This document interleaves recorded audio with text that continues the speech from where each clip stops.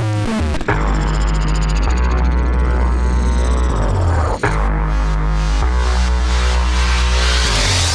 everybody, this is Kelly with Ready Set Drone. I'm here today with a brand new Nano Qx FPV2. This is from Blade Helis and it's supposed to be a big improvement on the original. Now I've gotten into drone racing, flying FPV. The problem is the bigger ones, you have to fly them outside. You really can't fly them indoors. This one is designed to be flown indoors. It's supposed to have a better transmitter on it than their old FPV, their old Nano Qx FPV. It's also inverted. So we're going to open it up, charge it, take it for a flight, do a little testing and see how it does. So let's take a look. And by the way, I want to thank Tate and his friend Rex today for filming this. They're my production crew. So get back here, give this a little open. Now one thing to note, this is the bind and fly version. Does not come with a radio, so you have to have your own Spektrum radio in order to fly it. It's nice because I do have a Spektrum radio, so it works with any of these Blade Heli pieces, but if you want the ready to fly, you can get that, but I recommend the bind and fly because you can fly it with a better radio and you don't have to pay for the radio. This is a Spektrum Dx6i that I'm using. So here it is, comes in a nice little protective shell. I'm probably going to keep this box to keep it in, which is important. Comes with a bunch of directions and some spare props, it looks like, which actually I'll just leave those in the box for now and we'll get it out. Now it is smaller than I actually thought it was going to be, but then I realized their Nano series, this is the same size as their entire Nano series. The original Nano Qx, the Nano Qx FPV, and now the Nano Qx FPV2 are all the same size. It's pretty cool looking. It's black. It's got the props on the bottom. Looks like the front props are black. No, I'm sorry. The front props are blue. The front of the craft is blue and the back is black props. And again, they're inverted props, so it actually lifts off like this. It's supposed to make it more stable. We'll wait and see. It uses a 3.7 volt 1S 500 milliamp hour 25C battery. The other thing you have to have in order to fly this FPV is you need a pair of goggles. It works with Fat Shark goggles, which are a specific frequency. Fat Sharks are pretty common. These are Dominator 2s. And it's nice because, again, the Fat Shark goggles are a standard that a lot of people have. There's Boscam, which is a different standard, but Fat Shark is a pretty common one, and I have a pair, so that worked out really well. I know you can also change the channels on this by pushing this little button on the top. But the first thing I'm going to do is plug in the battery and charge it up for a bit so that I can fly it on a full battery. Okay, the battery is charged. That took about, what, 20 minutes, 30 minutes? And it is ready to go. As I said, it's a 3.7 volt, which means it's a single cell 1S 500 milliamp hour battery. So, and the end, I thought it had a weird connector on it. It was just a little rubber tubing thing that was on the end. So I pulled that off. This is a pretty standard connector that is used by a lot of different drones that Blade Helis makes. So I wanted to show you, this is the original Nano Qx, which came out probably a year and a half, 2 years ago. It was one of the first small drones. It's actually pretty big by comparison today. There's a lot smaller ones out there. But it's a lot of fun to fly, and it's also a bind and fly, works with Blade Helis. This was the original Nano Qx FPV, which you can see is pretty different than the one that's out now as far as the build goes.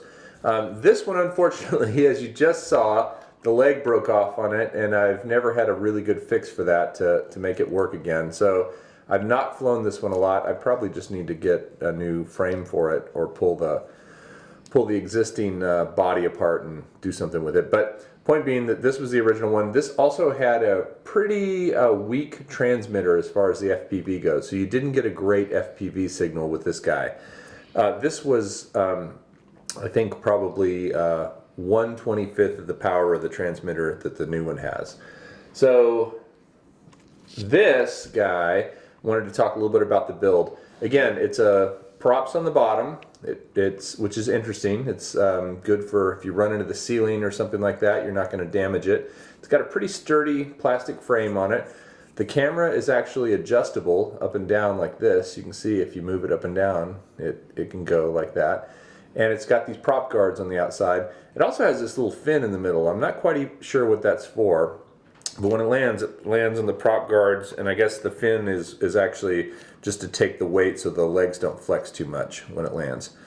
So what we're going to do now is we are going to take this thing, put on the battery, bind it with our Spektrum radio, and we are going to get it up in the air and see how it looks.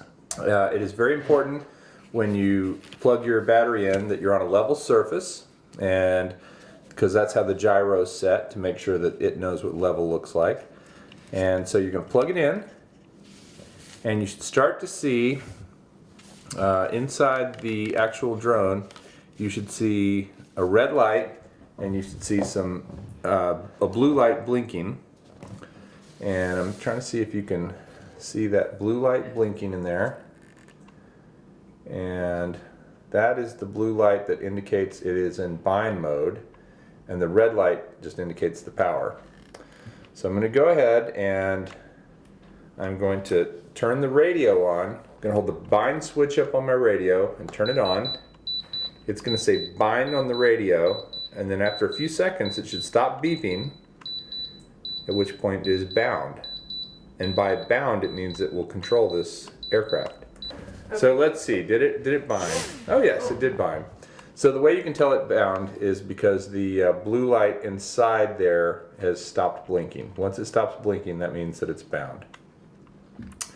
Alright, so we've got the radio bound to the quad, which means that you can control it. But before we fly it, we are going to make sure that we can see the fat sharks and actually see the camera.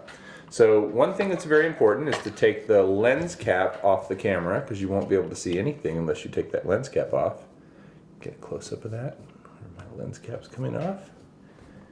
Alright, can you see the camera lens now? Yep. And then to adjust the lens of the camera to a good position, I'd probably just try to put it straight forward to begin with.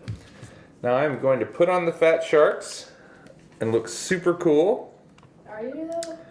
I look super cool. Yes. Do you go?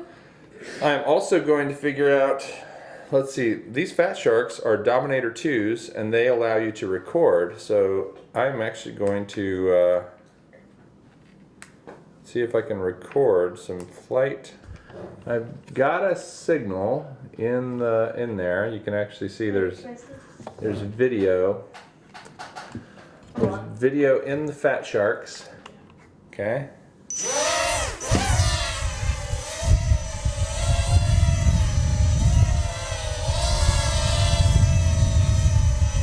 There it is hovering. I'm not FPVing right now just because I don't want to crash into the camera. Now we're going to try a little FPV flight.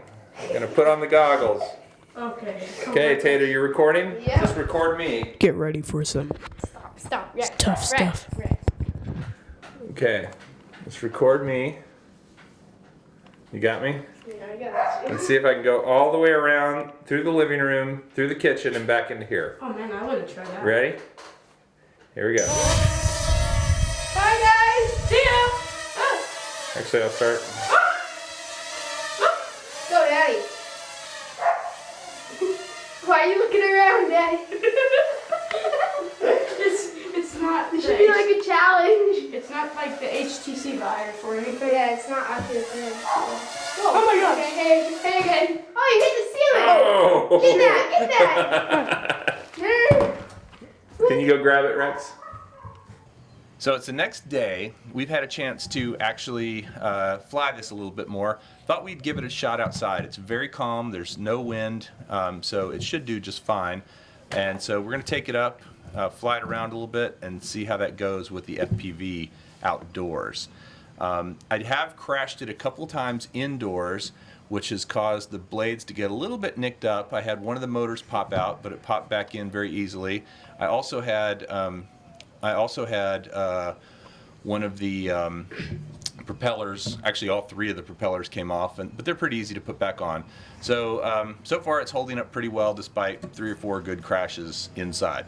It's bound and ready to go, so I'm going to go ahead and put on the Fat Sharks and take it for a little spin.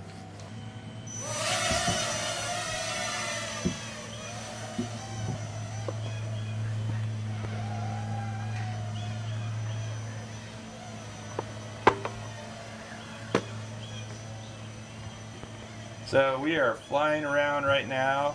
We are up in the air. Whoa. I am doing my best not to crash.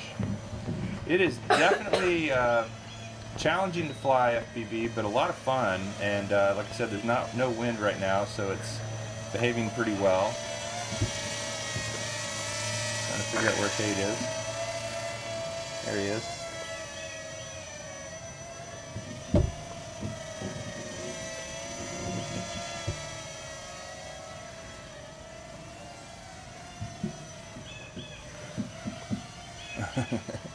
Good job filming, Tate. And you're still rolling, right, Rex? Yeah. Okay, cool. So you can see it really handles pretty well in the calm with no wind. Take it around here. Yeah, this thing's pretty fun actually. Once you get the hang of it, it's definitely responsive and pretty fast. Whoa. Almost hit that tree. How close to that tree was I? Really close. A foot away? Alright, I'm going to see if I can bring it into this covered area.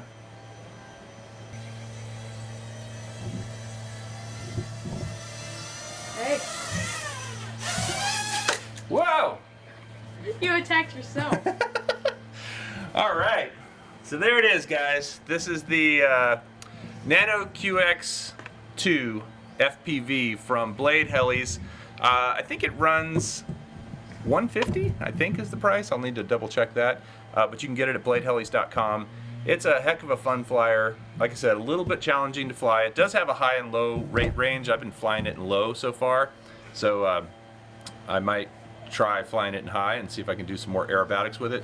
But I would, if you want to get into FPV racing and you really want to learn how to do it without having to go into a big park, which you would have to do with a 250 racer, or being able to do it inside, this is a great little copter for doing it. So check it out. If you like this video, please subscribe to Ready Set Drone on YouTube, and definitely leave comments and we will answer them for you. Thanks a lot. We'll see you next time.